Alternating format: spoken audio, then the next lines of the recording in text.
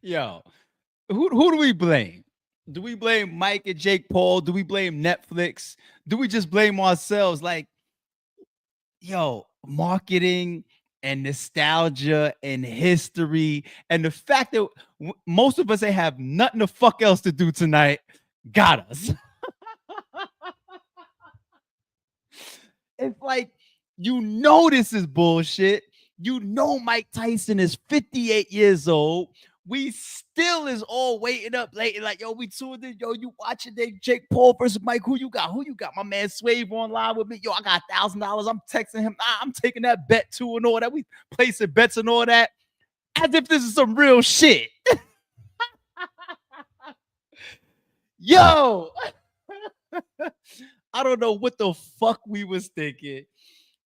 Yo, this is really what the night comes down to right here. Getting the chance to hang the fuck out on a Friday night, safe in my fucking crib, have me a drink or two and watch some bullshit. And watch some bullshit, B. I ain't gonna lie though. The rest of the card was tough. The rest of the card was tough. Yo, the ladies done went for fight of the year type shit, right? Headbutts or not, they went in. But yo, Mike Tyson versus Jake Paul. What do we got? Mike Tyson is 58 years old. Jake Paul is 27. 31-year difference. Most of us wanted to see Mike Tyson win. The nostalgia, we rock with Mike. A lot of us support Mike. Jake Paul, the famous YouTuber that stepped into boxing. And I'm not going to say he's made a mockery of boxing because he is a real fighter. He is a real boxer. He has boxed professionally. He is knocking a bunch of people out. I'm not trying to put him in the real class of our real boxers. We not doing that shit, of course. But I respect Jake Paul, though. I mean, we're not going to go that far. We're not going to kill him. So this was never really touted to be no real shit, a 31-year-old difference. But the fact that we support Mike, just imagine if Mike would have got in there and just happened to land one of the and put Jake Paul in his ass. Man, I tell you, the nostalgia and the beauty in that would have been crazy. But by the time we got to about the third round, Mike stopped throwing punches. He stopped throwing punches. He had about 30 seconds of the first round where he looked dangerous. About 30 seconds. That's it. He came out. He was moving. Mike looking fast and sharp. Got up there during the weigh-ins with a six-pack. He's like, what the fuck is going on? Mike, is he on steroids or some shit? After that first 30, 45 seconds, that's it. It was a wrap. After that, he really had Jake Paul on his bike for a second. Let's be real. Jake Paul was on his bike for about the first minute of the first round. But after that, where was Mike? Nowhere to really be found. We just watched him bite his fucking glove the whole time. Roy Jones in there commentating, talking about his mouthpiece. No, that's just Mike being Mike, biting his fucking glove, doing nothing. I swear to God, by the time we got to the third round, Mike stopped coming forward. He stopped throwing punches. And by the time we got to like the fifth round, I'm looking at it. I'm just like, yo, this is short rounds, 2-minute rounds. So it's flying by. 8-round exhibition, 2-minute short rounds. Mike, even in the 5th, 6th round, he still got some bounce in his legs a little bit. He's looking sharp. He's not throwing punches. He's not coming forward.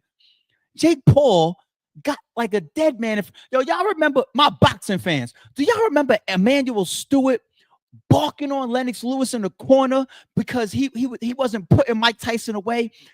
Emmanuel Stewart was cursing Lennox Lewis out in the corner. He was like, yo, if you don't get this motherfucker, they got a dead man in front of you. Get this motherfucker out of here before he catch you with some shit.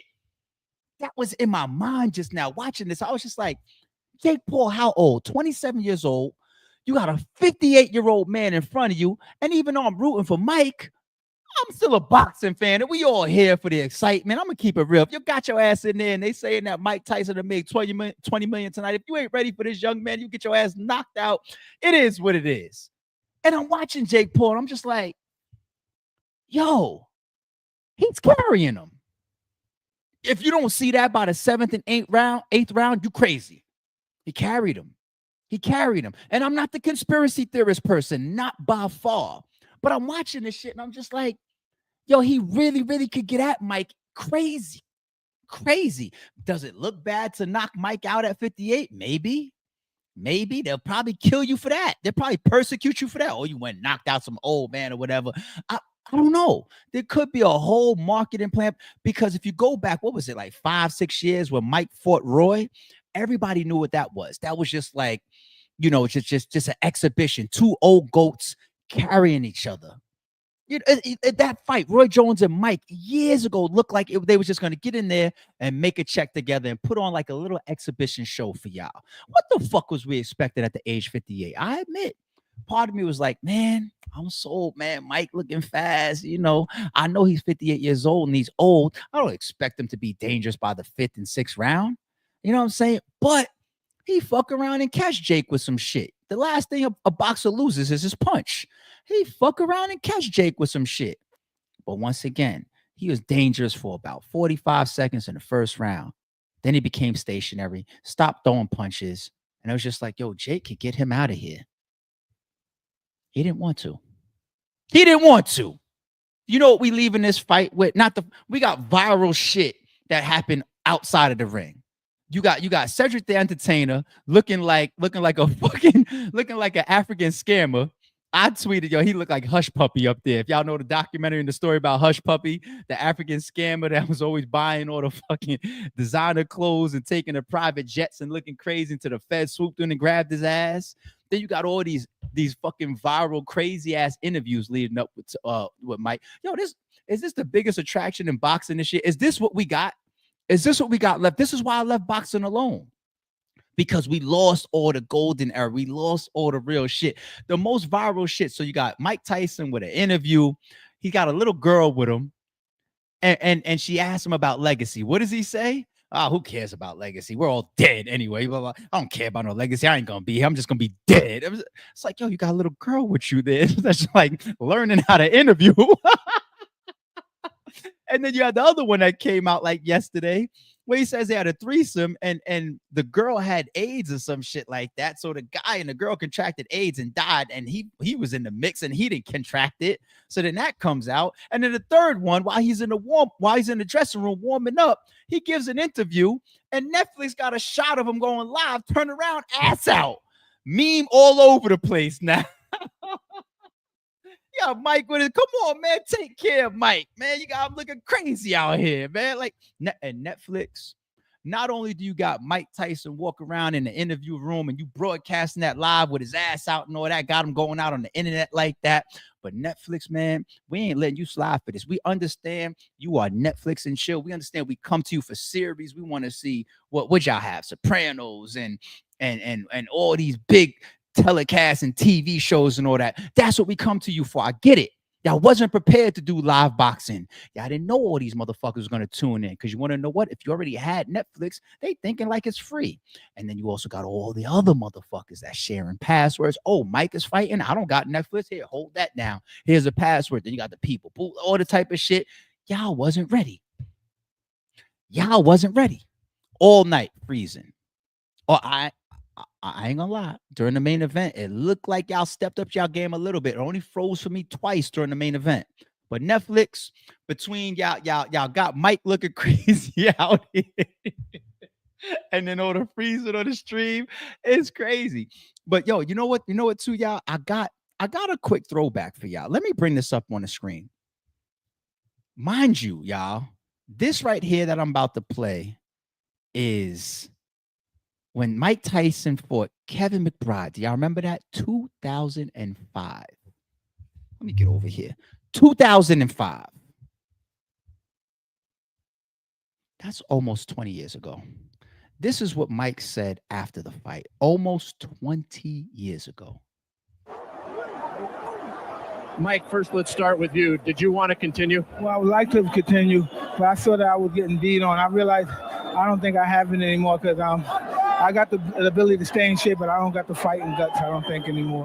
When did you recognize that? At what part of the fight? I don't know. Early into the fight. I'm just sorry I let everybody down. I mean, I just don't have this in my heart anymore. Did you feel as though you had it coming into the fight? No, I'm just fighting to take care of my bills, basically. I don't have the stomach for this kind of no more. I'm more conscious of my children and those guys looking at my parents. I don't have that ferocity. I'm not an animal anymore. Does that mean we won't see you fight again? Yeah, most likely I'm not going to fight again. I'm not going to disrespect the sport anymore by losing to this caliber of fighters. Mike, a lot of people wonder what you'll do now with your life. Boxing has been your whole life. Well, I'm sure I'll find something to do. Boxing doesn't define me. I'm just sorry to disappoint the people in the city. I know I didn't have it in my stomach no more, but I was in dire needs to take care of my life. I was in dire needs to take care of my life. Man, big shout out to Mike. I understand that life be lifing. You know, people go back into your history. They say Don King done robbed you for most of your riches. Hell, Mike Tyson got interviewed saying that himself. I remember saying that, man, Don King, I've been robbed of most of my money. Can I at least get a blow? Like, I remember the interviews, y'all. I go back. But if he said this damn near 20 years ago, you want to know what's crazy? I'm making a point about my damn self, just like most of us, because if I didn't have Netflix and I had to go on some regular pay-per-view channel and buy this shit for $49.99 and $59.99 and $69.99, I would have still paid for this shit. Y'all got us, man. And that's the power of marketing. The power of marketing. For 8 rounds, 2 minutes each round, Jake Paul and Mike Tyson put on just a marketing show for us. Netflix won, Jake Paul won, Mike Tyson won by not getting embarrassed and not getting knocked down. Seems like it was all an elaborate plan, if you ask me, because he had a man in front of him that wasn't even boxing anymore. So they got us.